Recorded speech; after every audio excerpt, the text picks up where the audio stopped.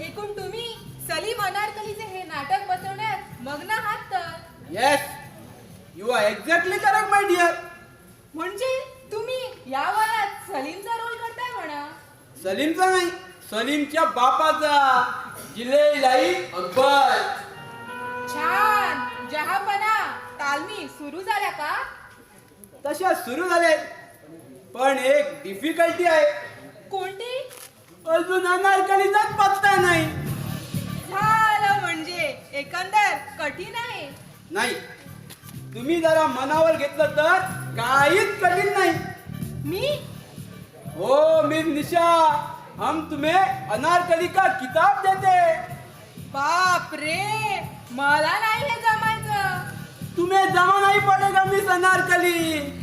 थोडा विचार करा मिस अनारकली. इथं या ममता बेबी मिल्क मध्ये तुम्हाला किती पगार मिळतो? एट द मोस्ट 800 रुपया अँड 100 डमड्या. बस, तर ठरलं नाही. आता जास्त विचार करू नका. अति विचार करण्यासारखा दुसरा विचार नाही. आधी सलीम नक्की करा, मग मी हा विचार करीन. सलीम, तसा मी एक सलीम पाहिला. म्हणजे माझ्याकडून 99% त्याला मी फिक्स केला. फक्त त्याचा 1% बाकी आहे. वास्तविक तसं पाहिलं तर ऍक्टिंग फारशी जमत नाही त्याला. पण will do it. He is a handsome chap.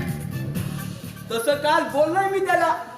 And I am sure नकार देण्याचा तो मूर्खपणा करणार नाही. You are right, Mr. Akbar Badshah. Sorry sir. Good morning mister Salim साहेब. आय एम विथ विजय साहेब. Good morning. Nisha, good news. Karsandas Khemji memorial हॉस्पिटलची 10,000 डब्यांची order मिळाली आपल्याला. Really? Of course. Sir, it's really incredible. याचं सारं श्रेय तुम्हालाच. बाई साहेबांना तर इतका आनंद होईल म्हणून सांगू. आनंद होईल, पण मोठ्या बाईसाहेबांना. Exactly correct you my dear. म्हणजे मला असं माहित होतं की आलं माझ्या लक्षात. छोटू, ए छोटू. ह्या बाईसाहेब, आय मी छोट्या बाईसाहेब. आयडिया. निशा, आपण एक छोटीशी गंमत करूया.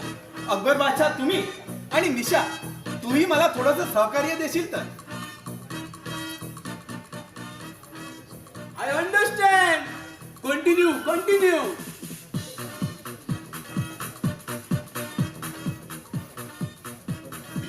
अकबर बादशाह जरा बघा, छोट्या बाईसाहेब आल्यात का?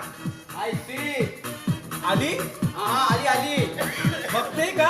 हा, डोळे पाडून बघते. जळते? हा, अगदी पोहोचा. निशा, आय लव यू. विजय, फूल लेकर फूल आए, फूल कर मैंने कहा, फूल क्यों ले आए, आप तो खुद ही फूल हो. विजय, निशा, विजय. खोटं वाटत असेल कदाचित तुला निशा, पण विश्वास ठेव माझ्यावर. माझ्या आयुष्यात आलेली तू पहिली तरुणी आहेस जी माझ्या डोळ्यातून थेट काळजात उतरली आणि माझं काळीच पिंगपॉंगच्या चेंडूप्रमाणे धडधडायला लागलं. विजय. निशा, निशा डार्लिंग. वा, छान, सुरेख बरं का, फार छान. गुड मॉर्निंग छोट्या बाईसाहेब. छोटू, अरे छान नाटकं चालली आहेत की यांची. छान वाटलं ना? हो वाटलंच मला. I tell you. Shut up. Good Nisha, very good. मला कल्पना नव्हती तू इतकी प्रेमळ असशील याची. And by the way mister Vijay, अभिनंदन. तुमच्या नाटकीपणाचं कौतुक करावं तेवढं थोडं आहे. फार छान नाटक करता तुम्ही. थँक्यू. पण हे नाटक नव्हतं. मग नाटकाची तालीम ही अनारकली. मी सलीम. आणि मी अकबर बादशाह. छान. बरं तर मिस्टर सलीम, प्लीज माझं एक काम करा. आज रात्रीच्या शोची 2 तिकीटं बुक करा. मेट्रोची, रोमन हॉलिडे. आम्ही दोघेही जाणार आहोत. रोमन हॉलिडे फार सुंदर चित्रपट आहे, पण मला वाटतं तुम्ही पाहिला असेल हा पूर्वी. म्हणजे कॉलेजात असताना मैत्रिणी बरोबर. बाकी पुन्हा पाहण्यात तरी मजा आहे. तेवढ्या जुन्या आठवणी ना उजाळा. छोटू, जा पण 2 तिकीट आण जा. मिस्टर विजय, मी तुम्हाला सांगितलंय. मी आणली असती, पण मला थोडी म्हणजे बरीच कामं आहेत. हो, ती दिसलीच. पण तुम्हाला सांगितलेलं काम तुम्ही करा. बाईसाहेब, तुम्ही एक विसरता. मी ममता बेबी मिल्कचा मॅनेजर आहे. तेव्हा असली किरकोळ कामं. नाही, मी विसरलेले नाही. पण मिस्टर विजय, तुम्हीही कृपया याचा विसर पडू देऊ नका की मॅनेजर नंतर तुम्ही आधी आमचे नोकर आहात.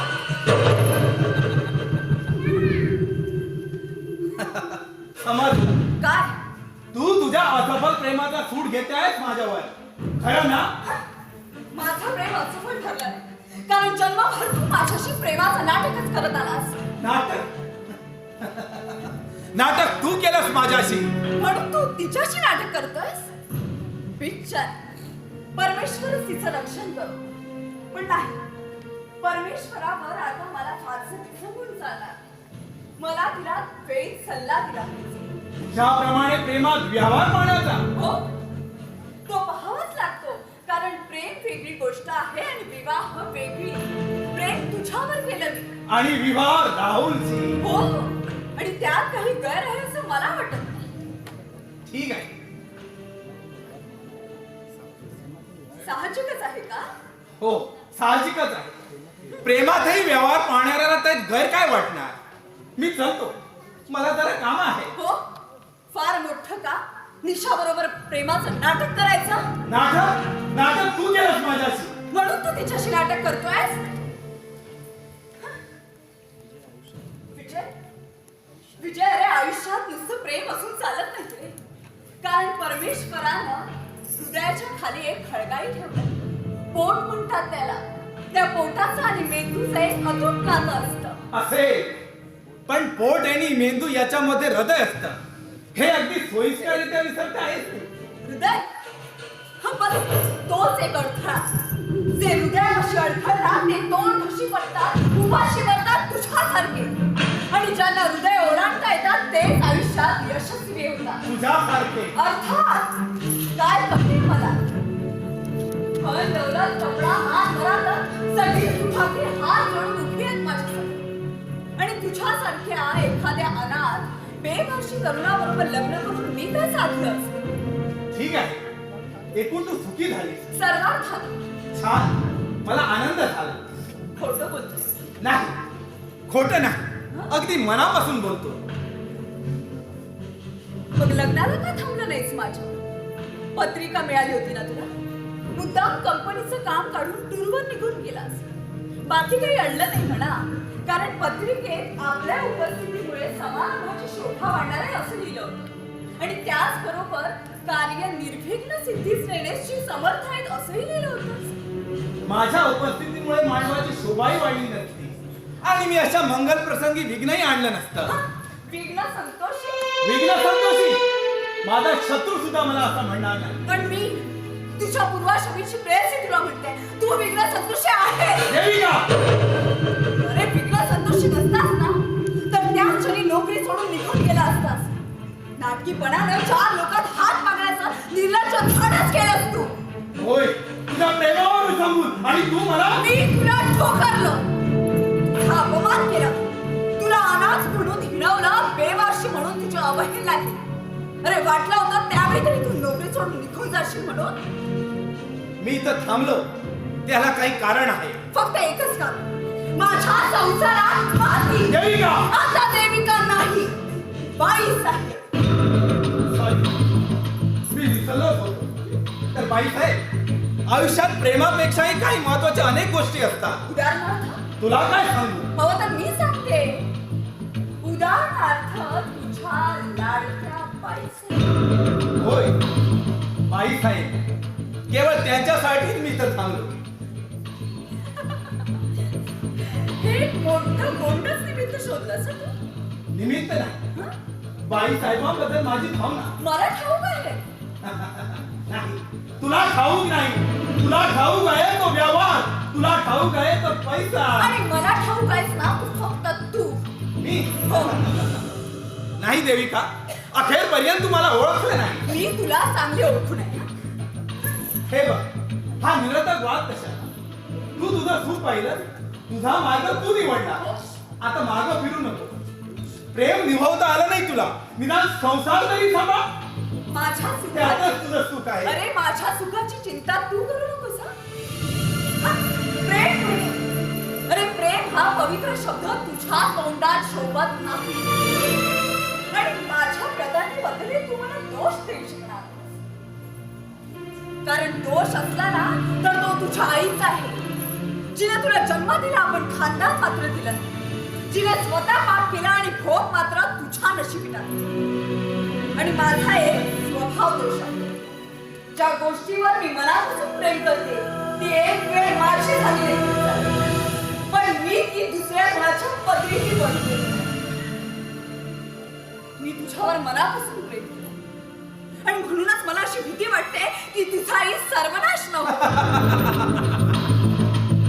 हे बघ, मी तुझ्या पाया पडते, पण तू माझा असा छळ करू नकोस. तू ही नोकरी सोडून निघून जा. तुझ्या ही नोकरी सोडून जाणार नाही, मी त्याला जाऊ देणार नाही. तू मात्र स्वतःला सांभाळ. तुझं हे वागणं घरदार स्त्रीला न शोभणार आहे. तुझं हे वागणं घर सांभाळणार नाही तर घर बुडवणार आहे. आणि एक गोष्ट लक्षात ठेव, भिंतीला सुद्धा कान असतात. चार भिंतीच्या आडच्या गोष्टी जर बाहेर गेल्या तर लोकांचं तोंड धरता येत नाही. लोक काय म्हणतील, समाज काय म्हणेल, त्यापेक्षा तुझ्यावर जीवापाड प्रेम करण्याच्या माझ्या राहुलच्या मनाला काय वाटेल याचा विचार केलाच का कधी? हो, विचार मी करते आणि अविचार मात्र तुम्ही करा. या विचारानं वागले? हो हो, तुम्ही. कोणता तो तरी कळू दे. ते तुम्ही तुमच्या मनाला विचारा. मला माझी जीभ विटायची नाहीये.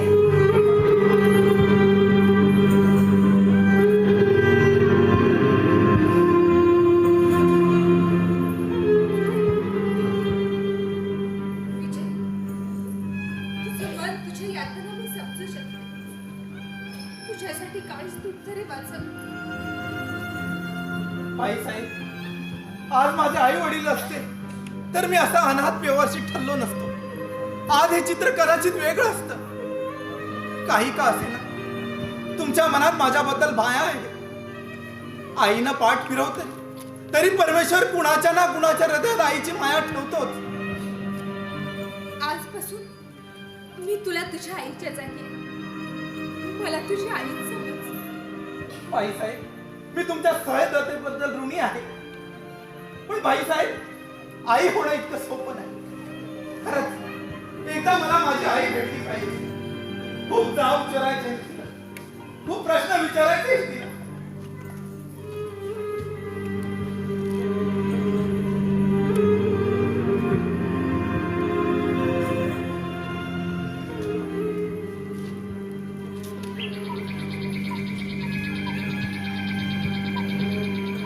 विजय, आता पानगळ संपली आहे रे.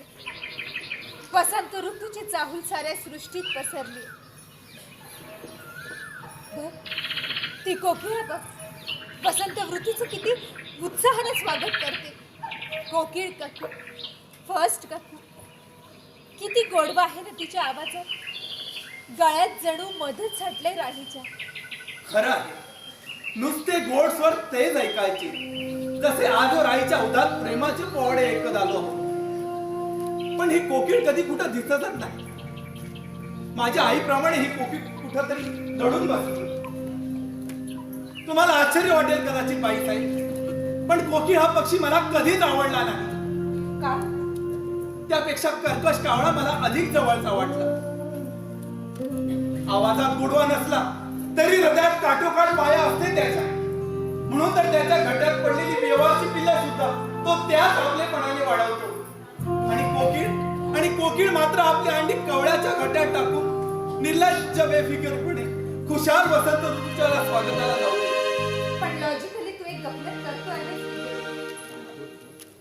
हे मधुर स्वर कोकिळेचे नाही, कोकिळ्याचे आहेत.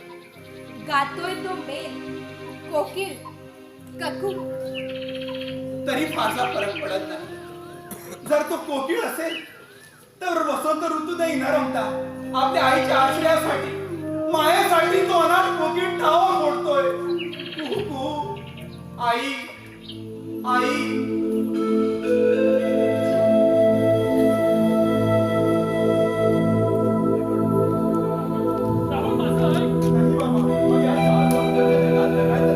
समाजात वावरायचं झालं.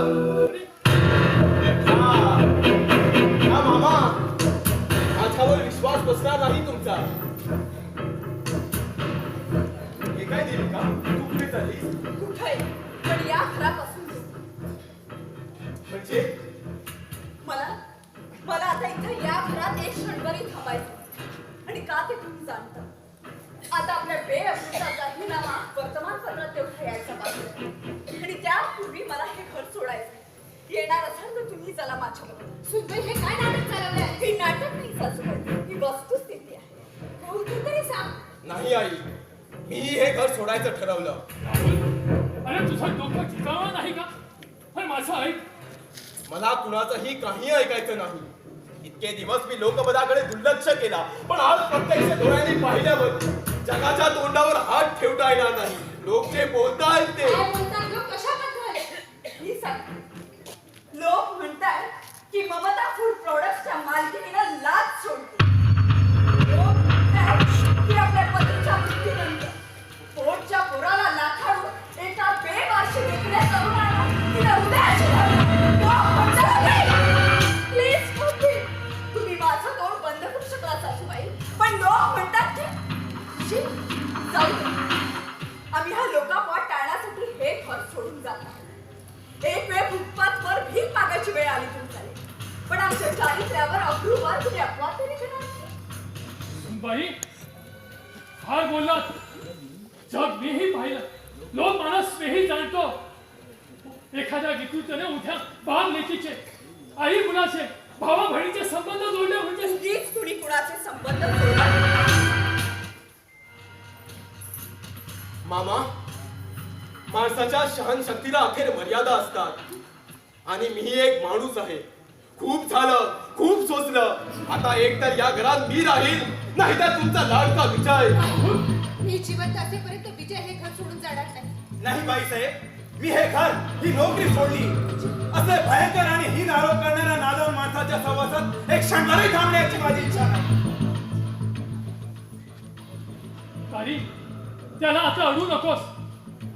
पण राहुल विजय जाण्यापूर्वी तुला पुन्हा एकदा सांगतोय अजूनही विचार कर. अरे माणसाला इतक्या हत्या त्यानंच असू नये. मी हलक्या कानाचा नाही मामा. तुम्ही सगळे हलक्या मनाचे आहात. एवढ्या अपमानाला सुद्धा तुम्ही या नादाला पाठीशी घालतात. अरे त्याला नाही याचंच आश्चर्य वाटतंय माझ्या मनाला.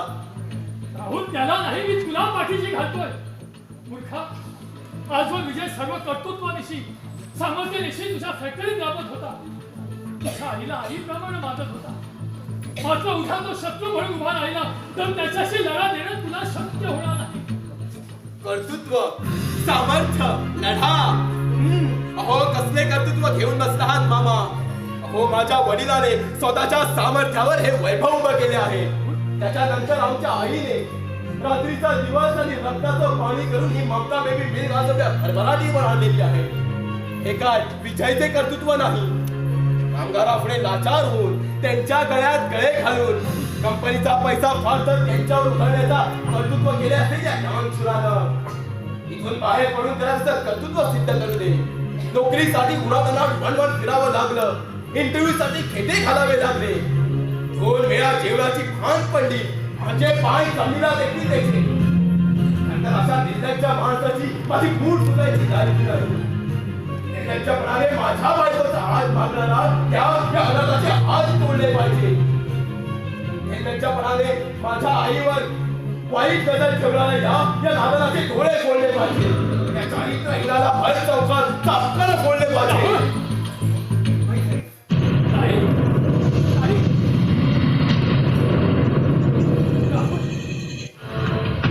राहुल केवळ या साधूचा तू भाग्यवंता पुत्र म्हणून आजवर तुझ्याकडे दुर्लक्ष करीत आलो होतो पण आता नाही. राहुल तू माझ्या कर्तृत्वाला दिलेलं आव्हान मी स्वीकारलंय. तू माझ्या सामर्थ्याची केलेली अवहेलना मी विसरणार नाही. तू माझ्या चरित्रावर घेतलेल्या अपवादाबद्दल परमेश्वर तर दूर पण प्रत्यक्ष जन्मरात्री आई सुद्धा तुला क्षमा करणार नाही. आणि या अनाथ पोरावर प्रत्यक्ष आईपेक्षाही जास्त माया करणारा माझ्या बाळासाहेबांच्या पायाची शपथ घेऊन सांगतो की तुला त्राही करून आयुष्यात तू उच्चारलेल्या प्रत्येक हित शब्दासाठी मी तुला पश्चात्तापाने रक्ताचे अश्रू ढाळायला लावेल. आणि ज्या ममता बेबी मिल्कच्या भरभराटीसाठी मी रात्रंदिवस खटलो तिच्या संपूर्ण बरबादीसाठी मी माझं आयुष्य माझी पुण्याही पणाला लावेल. आणि पर्यायाने तुला प्रत्येक क्षणाला 100 मरण भोगायला भाग पडेल. त्यासाठी माझा जीव गहाण पडला. आत्मा विकावा लागला तरी बेहतर. That's विजय. पण त्यासाठी तुला आत्मनिर्वाद काढण्याची गरज नाही. बस तू माझ्याकडे अरे तुझ्यासाठी ही माझी ममाजमीत फॅक्टरी फुंकून टाकायला एका पायावर तयार आहे. कारण तू मला पहिला पिढीचा जिंकला. शिवाय तुझा आणि माझा हेतू तोच ध्येय तेच. आजवर मी दुसऱ्याचं अभिनंदन करेल. पण मंडळी आज माझं मला स्वतःचं अभिनंदन केलं पाहिजे. कमान विजय कमान.